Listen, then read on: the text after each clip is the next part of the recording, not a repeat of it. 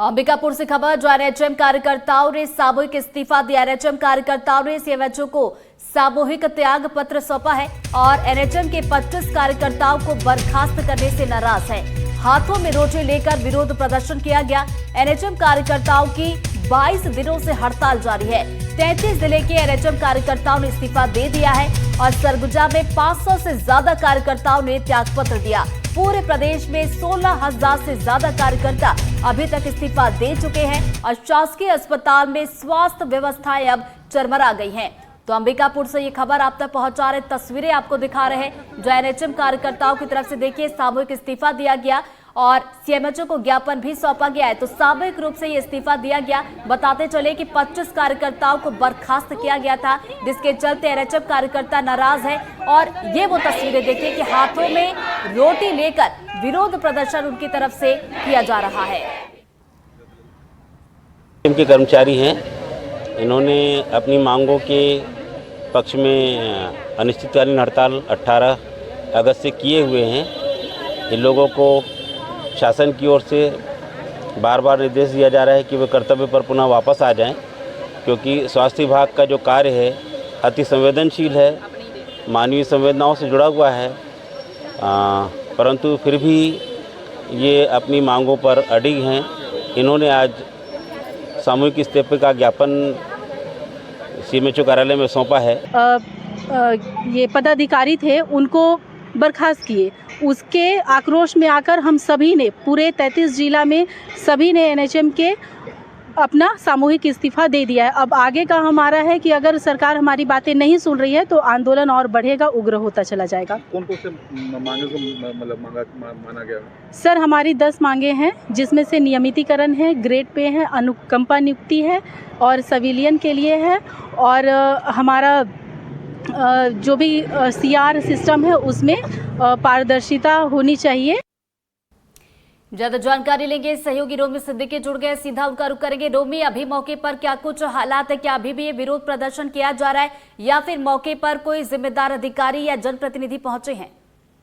देखिए, अभी तक मौके पे कोई भी जिम्मेदार अधिकारी तो नहीं पहुंचे हैं। हालांकि एनएचएम कार्यकर्ताओं ने सीएचएमओ कार्यालय में ज्ञापन सौंप के इस्तीफा दे दिया। लगभग 500 जो कार्यकर्ता हैं उन्होंने दस्तखत करते हुए अपना सामूहिक इस्तीफा दिया है, जिसके बाद से अब ये माना जा रहा है कि शहर और ग्रामीण क्षेत्रों में लगभग जो स्वास्थ्य केंद्र है सरकार की, वहां पे व्यवस्थाएं पहले चरमा गई थी और अब स्थिति और खराब होने की अनुमान लगाया जा रहा है। हालांकि स्वास्थ्य कर्मचारी संघ का यह भी कहना है कि सरकार अगर जल्द से जल्द निर्णय नहीं लेती है तो वे अपने आंदोलन को और खींचेंगे, तो जिससे कहीं ना कहीं सरगुजा जैसे ट्राइबल क्षेत्र में स्वास्थ्य संबंधी सुविधाओं को लेकर लोगों में अब काफी दिक्कतों का सामना करना पड़ सकता है। जी, बहुत बहुत शुक्रिया रोमी आपका जानकारी के लिए। तो आप देख सकते हैं पहली तस्वीर एनडीटीवी आप तक पहुंचा रहा है। हाथों में रोटी लेकर इस पर लिखा है रोटी संघर्ष और कुछ इस तरीके से विरोध यहां पर एनएचएम कर्मचारियों की तरफ से जताया जा रहा है।